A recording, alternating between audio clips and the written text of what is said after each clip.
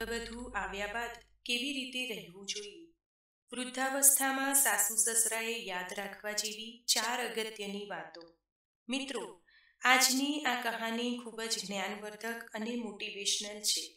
તો તમને બધાને નમ્ર વિનંતી કે વિડીયોને અંત સુધી સાંભળજો, તો તમને વૃદ્ધાવસ્થામાં ખૂબ કામ લાગશે.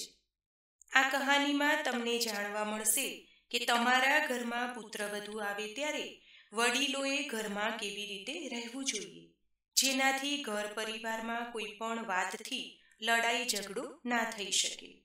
વૃદ્ધાવસ્થામાં ઘરમાં કલેશ, લડાઈ ઝઘડા ન થાય અને વૃદ્ધાવસ્થા સુખ શાંતિથી ગુજરી જાય એવું ઈચ્છતા હોય તો આ કહાની અંત સુધી ધ્યાનથી સાંભળજો. મિત્રો, કહાની શરૂ કરતા પહેલા વિડીયોને લાઈક કરજો, શેર કરજો અને ચેનલને સબસ્ક્રાઇબ જરૂરથી કરજો. પ્રાચીન સમયની વાત છે. એક શહેરમાં એક બાળક તેના માતા પિતા સાથે રહેતો હતો. તેના પિતાનું નામ રામસિંગ હતું. રામસિંગ પોતે દુકાન ચલાવતા હતા, એટલે ઘણી વખત તેઓ દીકરાને પણ દુકાને લઈ જતા અને તેને પણ વેપાર કરવાની રીત શીખવતા. રામસિંગ ખૂબ જ સીધા અને સરળ સ્વભાવના વ્યક્તિ હતા. તેમજ રામસિંગના પત્ની ખૂબ જ ગુસ્સાવાળા સ્વભાવના સ્ત્રી હતા.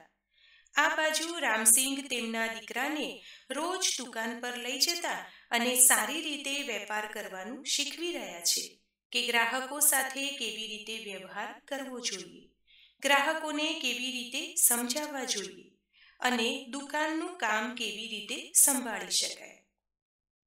આ બધી વાતની રામસિંગ તેમના દીકરાને સમજણ આપતા હતા. દોસ્તો, આવી રીતે જ ઘણા બધા વર્ષો વીતી ગયા.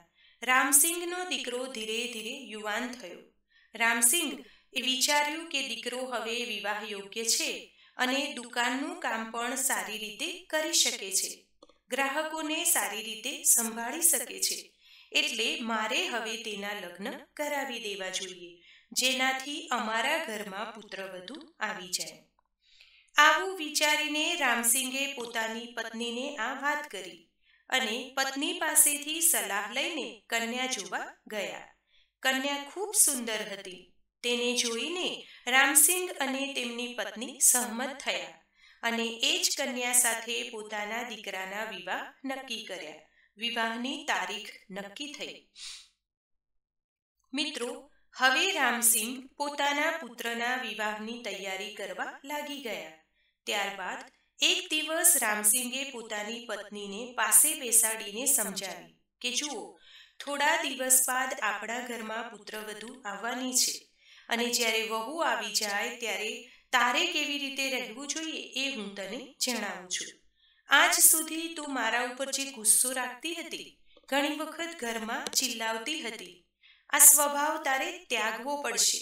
કેમ કે હું તારી દરેક વાત સહન કરતો રહ્યો, કેમ કે હું તારો પતિ છું અને જે તારી વહુ આવશે એ બીજાની પુત્રી હશે. એ તારી દરેક વાત સહન નહીં કરી શકે. એટલા માટે મારી વાત સમજવાની કોશિશ કરજે કે જ્યારે વહુ ઘરમાં આવી જાય ત્યારે સાસુનું કર્તવ્ય શું હોય છે. પોતાની પુત્રવધૂને સારી રીતે સમજવી, એની રક્ષા કરવી, એનું ધ્યાન રાખવું. આપણી વહુ ઉપર કોઈ સંકટ તો નથી ને? અને દરેક પરેશાનીમાં એનો સાથ આપવો અને કદાચ એનાથી કોઈ ભૂલ થઈ જાય તો એને માફ કરવું.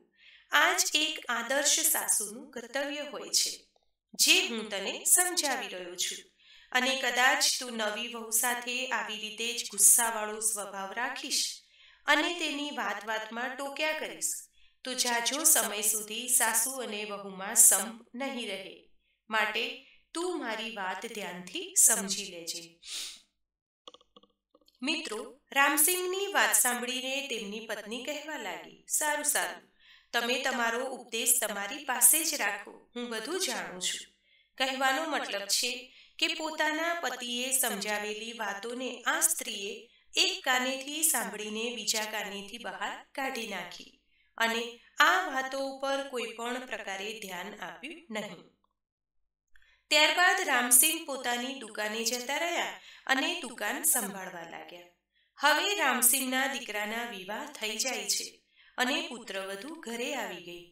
જ્યારે પુત્રવધુ ઘરમાં આવી ત્યારબાદ રામસિંગે સાંજના સમયે પોતાની પત્ની, પુત્રવધુ અને દીકરાને પોતાની પાસે બોલાવ્યા અને પુત્રવધુને સમજાવી કે દીકરી, આજથી આ ઘરની બધી જ જવાબદારી હું તને સોંપું છું. તું આ ઘરની ગૃહિણી છે.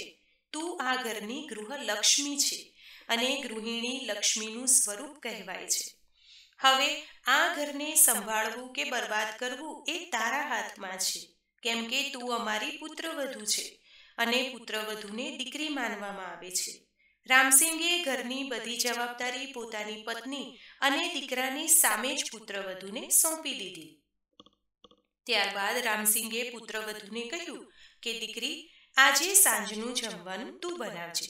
આટલું કહીને રામસિંગ તેમના પુત્ર સાથે દુકાને જતા રહ્યા. સાંજે જ્યારે રામસિંગ ઘરે આવ્યા ત્યારે પુત્રવધુ જમવાનું બનાવી રહી હતી. ત્યારે જ પુત્રવધુથી એક ભૂલ થઈ ગઈ. ભૂલથી શાકમાં મરચું વધારે પડી ગયું હતું. બધા સાથે જમવા બેઠા ત્યારે પુત્રએ વિચાર્યું કે મારા પિતાજી સૌથી પહેલા જમવાનું શરૂ કરે, ત્યારબાદ હું ભોજન કરીશ. રામસિંગે જમવાનું શરૂ કર્યું. જ્યાં પહેલો કોળિયો મોઢામાં મૂક્યો ત્યારે જ રામસિંગને શાકમાં વધારે તીખું લાગ્યું, પરંતુ રામસિંગે આ વાત કોઈને જણાવી નહીં અને આદરપૂર્વક ભોજન કરી લીધું. ત્યારબાદ તેમના પુત્રએ જમવાનું ચાલુ કર્યું. જ્યારે તેણે પહેલો કોળિયો મોઢામાં મૂક્યો તેને પણ શાક તીખું લાગ્યું. તેને ખૂબ જ ગુસ્સો આવ્યો અને તેણે ગુસ્સામાં કહ્યું કે જુઓ છો પિતાજી, આજે આણે શાકમાં કેટલું બધું મરચું નાખ્યું છે. આટલું તીખું કેવી રીતે ખાઈ શકાય?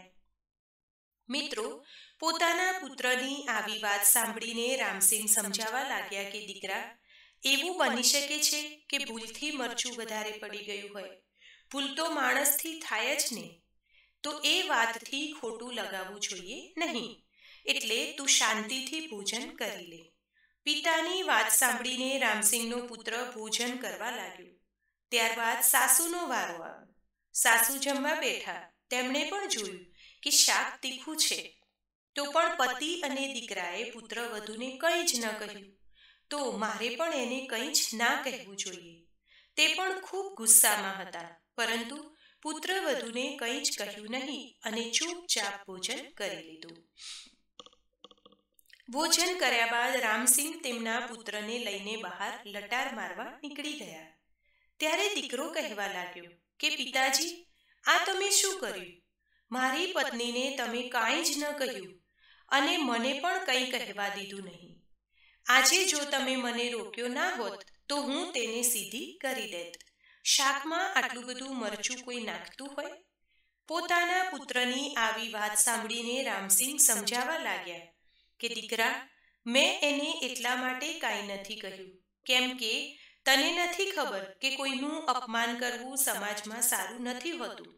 અપમાન થવાના લીધે માણસ તમારાથી નફરત કરવા લાગશે અને તમારાથી દૂર થવા લાગશે. એટલા માટે મેં તારી પત્નીને કાંઈ નથી કહ્યું. દીકરો કહેવા લાગ્યો કે પિતાજી, હું કંઈ સમજ્યો નહીં. ત્યારે રામસિંગ સમજાવવા લાગ્યા કે દીકરા, આજે હું તને એવી 4 વાતો જણાવું છું. આ 4 વાતોનું જે મનુષ્ય ધ્યાન રાખે છે એના ઘરમાં ક્યારેય લડાઈ ઝઘડા થશે નહીં અને તેની વૃદ્ધાવસ્થા ખૂબ શાંતિથી નીકળી જશે. સૌપ્રથમ વાત એ છે કે પુરુષનું કર્તવ્ય શું હોય છે? પુરુષનું કર્તવ્ય એ હોય છે કે પત્નીને કોઈની સામે અપમાનિત ન કરવી જોઈએ. દીકરા, કદાચ તારી પત્નીથી કોઈ ભૂલ થઈ જાય, અને ભૂલ તો દરેક માણસથી થતી હોય છે. કોઈ પણ માણસ જાણી જોઈને ભૂલ નથી કરતો. એટલે જેવી રીતે તારી પત્નીથી આ ભૂલ થઈ હતી એ વાત જ હું તને સમજાવું છું. કદાચ પત્નીથી ભૂલ થઈ જાય તો સમાજની સામે એને અપમાનિત ન કરવી જોઈએ. જે લોકો સમાજ સામે અથવા તેમના સગા સંબંધીઓ સામે પત્નીને ખરી ખોટી સંભળાવે છે, તેને અપમાનિત કરે છે, અપશબ્દો કહે છે, મારે છે, ત્યારે એ પત્ની એવા સમયે તો કંઈ નથી કહેતી.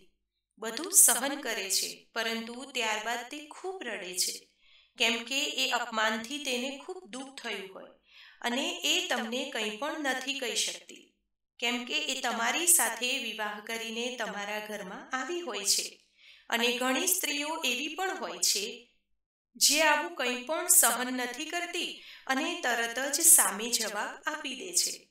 અને જ્યારે એ સામે જવાબ આપે છે ત્યારે સમાજમાં પતિનું અપમાન થાય છે, પતિની કિંમત ઘટે છે. એટલા માટે દીકરા, ક્યારે પણ પોતાની પત્નીને સમાજ સામે અપમાનિત ન કરવી જોઈએ. અને મારી બીજી વાત એ છે કે પત્નીની કોઈ ભૂલ હોય તો એને એકાંતમાં સમજાવવી જોઈએ. આ વાતનું ધ્યાન રાખજે કે કદાચ પત્નીથી કોઈ ભૂલ થઈ જાય તો એને આખા ઘરની સામે નહીં, પરંતુ એકાંતમાં સમજાવવી. અને જ્યારે તું એને એકાંતમાં સમજાવીશ તો એ તારી વાત જરૂર માનશે અને તેનાથી થયેલી ભૂલ પણ સ્વીકારશે અને તને પ્રેમ કરશે. કદાચ એની કોઈ ભૂલ થવાથી આખા પરિવારની સામે એને ખીજવવા અથવા અપમાનિત કરવાની કોશિશ કરીશ તો એ તને પ્રેમ નહીં કરે, પરંતુ નફરત કરવા લાગશે અને તારાથી દૂર ભાગવા લાગશે, જેનું પરિણામ ખૂબ જ દુઃખદાયક હશે. મારી ત્રીજી વાત એ છે કે પત્નીના દુઃખમાં, એની પરેશાનીમાં એનો સાથ આપવો જોઈએ. તને નથી ખબર કે બીજાના ઘરની દીકરી, બીજા મા બાપની દીકરી, એ મા બાપ જે પોતાની વહાલી દીકરીને જ્યારે જિંદગીભર માટે બીજાને સોંપી દે છે, કેમ કે પત્ની માટે પતિ જ જીવનસાથી કહેવાય છે અને પતિનું કર્તવ્ય હોય છે કે પત્નીના દુઃખ, દર્દ અને પરેશાનીમાં સાથ આપે, જીવનભર સાથ આપે. આ જ પતિનું કર્તવ્ય હોય છે. પરંતુ એવું નથી હોતું કે પત્ની ઉપર કોઈ મુસીબત આવે, દુઃખ આવ્યું અથવા કોઈ બીમારી આવે, કોઈ સંકટ આવે તો પત્નીને છોડી દઈએ. જે સમયે એનો સાથ આપવો જોઈએ એવા સમયે એનો સાથ આપવાના બદલે એને એકલી છોડી દઈએ અથવા એનું અપમાન કરવું, તો એવા લોકો જીવનભર દુઃખી રહે છે અને તેની પત્ની પણ તેને હંમેશા માટે છોડીને જતી રહે છે. ત્યારબાદ આવા પતિઓને જીવનભર દુઃખ અને દર્દથી પીડાતું રહેવું પડે છે.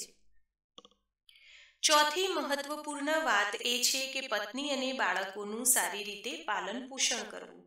દીકરા, આ વાતને જરા ધ્યાનથી સમજવાની કોશિશ કરજે કે ઈમાનદારીથી કમાયેલા ધનથી તારી પત્ની અને બાળકોનું ભરણ પોષણ કરજે. ભૂલથી પણ બેઈમાનીથી કમાયેલા ધનથી ખરીદેલું અનાજ તારી પત્ની અથવા બાળકોને ખવડાવવાની ક્યારેય કોશિશ પણ કરતો નહીં. કદાચ સારી રીતે મહેનત કરીને ધન કમાઈને લાવી અને એનાથી જ તારી પત્ની અને બાળકોનું ભરણ પોષણ કરીશ તો તારા બાળકોની બુદ્ધિનો વિકાસ થશે અને સંસ્કારી બનશે. તારી પત્ની પણ સારી રીતે તને પ્રેમ કરશે અને બેઈમાનીથી કમાયેલું ધન ઘરમાં લાવવાની કોશિશ કરીશ અને એ ધન તારા બાળકો વાપરશે. એ ધનથી ખરીદેલી વસ્તુ તારા બાળકો, તારી પત્ની ખાશે તો તારી પત્ની અને બાળકોની બુદ્ધિ નિશ્ચિત રૂપથી ખરાબ થશે અને એનું પરિણામ એવું આવશે કે તારા ઘર પરિવારમાં હંમેશા લડાઈ ઝઘડા થતા રહેશે. તારા ઉપર હંમેશા મુસીબત આવ્યા રાખશે. આના લીધે જિંદગી નરક બની જશે. તું એ નહીં જાણી શકે કે સુખ શાંતિની જિંદગી કેવી હોય. તો દીકરા, મેં આજે આ 4 વાતો જણાવી છે એ વાતોનું હંમેશા ધ્યાન રાખજે અને આ વાતોને તારા જીવનમાં ઉતારીને જીવન જીવવાની કોશિશ કરજે. આ 4 વાતોનું હંમેશા પાલન કરીશ તો તારી જિંદગી શાંતિથી ગુજરી શકે છે અને ક્યારેય પરિવારમાં કલેશ નહીં થાય. તારા બાળકો બુદ્ધિમાન અને સંસ્કારી થશે.